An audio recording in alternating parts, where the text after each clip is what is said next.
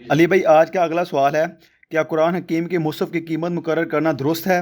کیا اس پر آئی ہوئی لاگت کو ہدیہ کہہ کر وصول کرنا درست ہے؟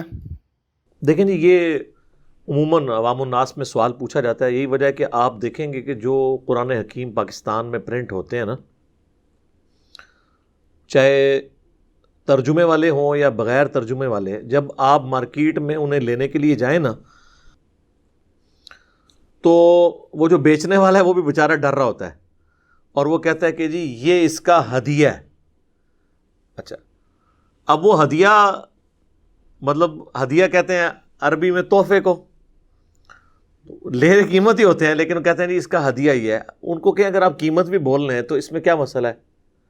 وہ کہتے ہیں جی قرآن کی تو کوئی قیمت ہو ہی نہیں سکتی ہے، تو پھر فری بانٹ دیں پھر آپ. تو ظاہر ہے کہ وہ قرآن کو بیچ نہیں رہے ہوتے ہیں، بلکہ قرآن کے مصحف کے لکھنے پہ جو لاگت آئی ہوتی ہے کاتب کی اور پرنٹنگ کی، وہ لے رہے ہوتے ہیں. اور یہ کاتب رکھنے کا رواج تو اللہ کے محبوب صلی اللہ علیہ وآلہ وسلم کے مبارک زمانے میں بھی تھا. تو کتابت کے اوپر پیسے ڈیمانڈ کرنا اس میں کوئی حرج نہیں ہے. قرآن حکیم میں جو اللہ کی آیات بیچنے کے بارے میں فتویٰ آیا نا یہود و نصارہ کے اوپر، کہ وہ چند ٹکوں کے عوض اللہ کی آیات کو بیچتے ہیں، مراد اس میں یہ ہے کہ وہ اللہ تعالیٰ کی کتاب کو اپنے پرسنل یوز کے لیے اس کے مفہوم کو بدل کے لوگوں کو خوش کرنے کے لیے ان کے من پسند فتوے دیتے ہیں. قرآن حکیم میں کئی جگہ یہ ٹاپک ڈسکس ہوا ہے کہ یہ قرآن حکیم سے پہلے جو کتابیں تھیں تورات اور انجیل، ان کے علماء نے دنیاوی منفعت کی خاطر ان آیات کو بیچا اور ان میں تحریف کر دی. بخاری مسلم میں بھی آتا ہے نا کہ تم سے اگلی قومیں اس لیے ہلاک ہوئیں کہ ان کے اشرافیہ کے لیے اور قوانین ہوتے تھے اور عام لوگوں کے لیے اور. اللہ کی قسم اگر میری بیٹی فاطمہ بھی چوری کرتی تو میں اس کے بھی ہاتھ کٹوا دیتا. یہ حدیث اس وقت نبی علیہ السلام نے بیان کی جب فاطمہ نامی ایک عورت کی چوری کا مقدمہ آپ صلی اللہ علیہ وآلہ وسلم کے سامنے پیش کیا گیا اور سفارش کے لیے اسامہ ابن زید کو بھیجا گیا. تو آپ نے ڈانٹا، باقاعدہ مسجد میں آپ نے خطبہ دیا منبر لگا کے کہ اللہ کی قسم اگر میری بیٹی فاطمہ بھی چوری کرتی اس کے ہاتھ بھی کٹوا دیتا میں. تم سے اگلی قومیں اسی لیے ہلاک ہوئیں کہ اشرافیہ کے لیے اور قوانین ہوتے تھے اور عوام الناس کے لیے اور. تو وہاں پہ جو اشرافیہ تھے، جو طاقت والے پیسے والے لوگ تھے، ان کو خوش کرنے کے لیے علماء فتوے بدل دیتے تھے. قرآن حکیم میں اس چیز کو کنڈیم کیا گیا ہے کہ چند ٹکوں کے عوض اللہ کی آیات کو یہ بیچتے ہیں اہل کتاب. اس سے مراد نہیں ہے کہ انہوں نے کوئی تورات اور انجیل پرنٹ کروائی ہوتی تھی یا وہ کتابت کرتے تھے تو اس کتابت کے پیسے لیتے تھے. یہ بالکل ڈیفرنٹ چیز ہے. یہ اسی طریقے سے جس طرح ہمارے لوگوں نے وہ کہتے ہیں قرآن کو پیٹ نہ کریں جی، ٹھیک ہے جی، وہ جو پیٹ قرآن میں آئی ہے نا کی کرنی، وہ یہ ہے قرآن حکیم کی تعلیمات کو پیٹ کرنا منع ہے. وقال الرسول یا رب ان قوم اتخذوا هذا القرآن مہجورا. رسول اللہ شکایت کریں گے قیامت والے دن، اے اللہ میری قوم نے، میری امت نے اس قرآن کو پیٹ کے پیچھے ڈال دیا تھا. تو یہ فزیکلی پیٹ کرنے کے اوپر نہیں آیت ہے، بلکہ اس کی تعلیمات سے روح گردانی کرنا. فزیکلی بھی آپ نے جتنا احترام کرنا ہے وہ آپ ضرور کریں، لیکن اصل جو اس کا مقصد ہے اس کو پورا کرنے کی کوشش کریں کہ اس کی تعلیمات پہ آپ عمل کریں، تعلیمات کا احترام کریں، اللہ اور اس کے محبوب صلی اللہ علیہ وآلہ وسلم کے فرامین کی آپ پیروی کریں. تو قرآن حکیم کا ہدیہ آپ لے سکتے ہیں، آپ اسے قیمت بھی کہہ کے لے سکتے ہیں، کوئی اس میں گستاخی نہیں ہے. اس قیمت سے مراد یہ نہیں ہے کہ قرآن کوئی بیچ رہا ہے، جس طرح وہ کہتے ہیں جی ختم قرآن لفظ نہ بولیں، قرآن ختم ہو گیا. اچھا جی کیا بولیں؟ تکمیل قرآن.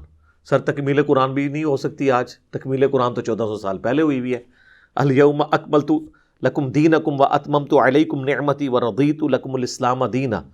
وہ تو نبی الاسلام پہ تکمیل ہوئی ہے، یہ بھی ورڈ نہیں آپ یوز کر سکتے. تو وہ یہ الفاظ کے ساتھ کھیلنا اور انہی کے اندر الجھے رہنا، یہ اسلام کو مطلوب نہیں ہے. اسلام کہتا ہے آپ تعلیمات کو فالو کریں. لہٰذا قرآن حکیم کی اگر کوئی قیمت مقرر کی جاتی ہے اسے آپ ہدیہ نہ، آپ قیمت کہہ کے بھی لے سکتے ہیں. لینے والے کو بھی پتہ ہے، بیچنے والے کو بھی پتہ ہے کہ جو اس کے اوپر لاگت آئی ہے میں وہ لے رہا ہوں. اگر کوئی مفت دینا چاہتا ہے ضرور دے. پاکستان میں کئی لوگ ہیں جو لاکھوں کی تعداد میں ترجمے والے مصحف جو ہیں وہ مفت تقسیم کر چکے ہیں. اللہ کا شکر ہے اللہ کی رضا کی خاطر. تو وہ ایک بہت اچھا کام ہے, حکومتی لیول پہ ایسا ہونا چاہیے. میں نے تو کئی دفعہ مشورہ دیا ہے کہ ہمارے آئین میں جہاں پہ یہ شک داخل ہے کہ قرآن حکیم کی بغیر غلطیوں کے پرنٹنگ کو انشور کیا جائے گا, وہیں پر ہمارے آئین میں یہ چیز بھی ہونی چاہیے کہ قرآن حکیم بغیر ترجمے کے پرنٹ نہیں ہوگا پاکستان میں. پاکستان جیسا ملک جہاں پہ 99.99% عوام الناس اور علماء سے بھی اکثریت عربی سے نابلد ہے. علماء تو ہم لوگ وہ جو گلی محلے میں چند صورتیں یاد کر کے ائمہ بنے ہوئے مساجد کے, ان کو بھی لوگ علماء کہہ رہے ہوتے ہیں, ان کو بھی قرآن کا نہیں پتہ.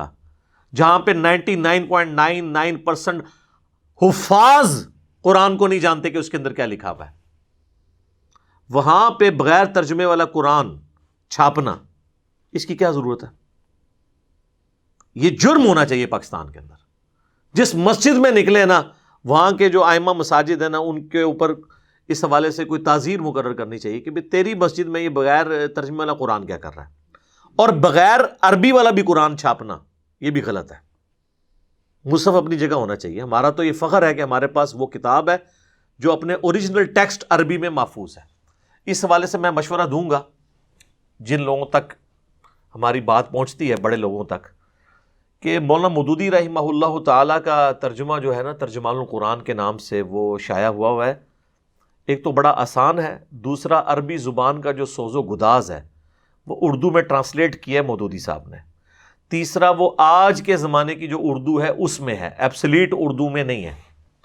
ٹھیک ہے, اب مجھے عربی آتی ہے تو میں سمجھتا ہوں کہ واقعی اگر قرآن اردو میں نازل ہوتا نا, تو جو سوز و گداز مودودی صاحب کے ترجمے میں ہے نا, وہ واقعی انہوں نے عربی کو اردو میں ٹرانسلیٹ کیا.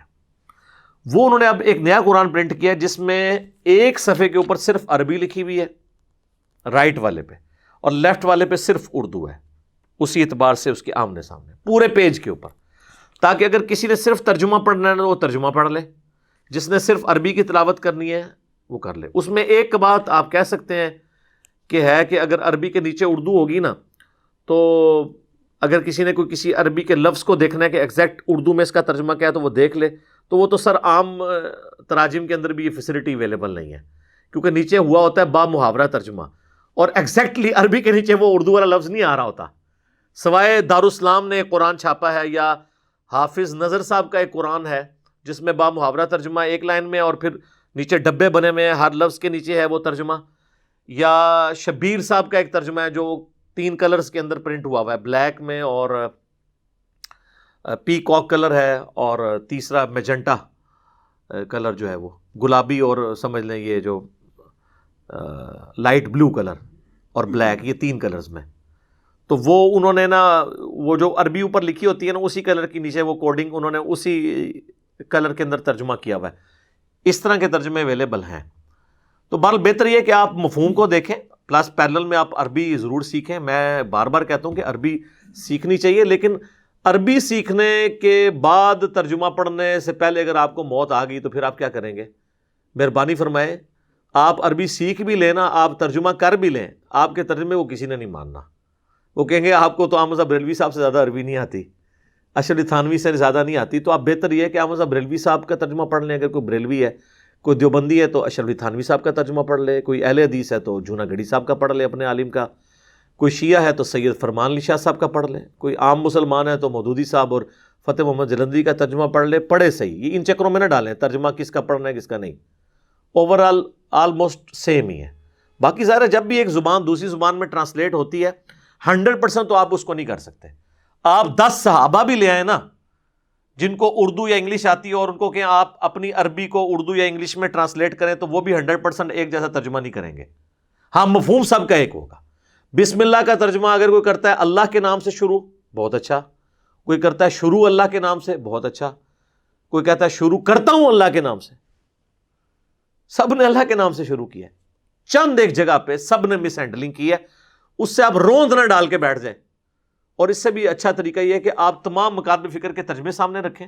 میں نے باقاعدہ فزیکلی ایک ویڈیو بھی اس پہ ریکارڈ کروا دی ہے, قرآن حکیم کی 8 ٹرانسلیشنز. تو آپ دیکھیں, میں نے فزیکلی بتایا کہ اس آیت کا ترجمہ انہوں نے یہ کیا, انہوں نے یہ کیا, بتائیں کیا فرق ہے.